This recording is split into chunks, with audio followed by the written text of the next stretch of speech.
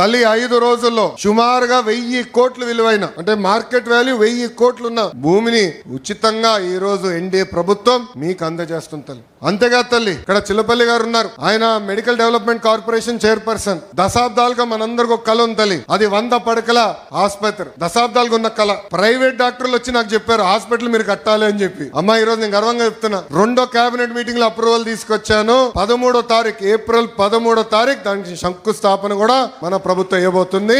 ఒకే ఒక సంవత్సరం 12 నెలల్లో ఆ పని పూర్తి చేసే బాధ్యత మటుకు చిల్లపల్లి గారు తీసుకుంటున్నారు.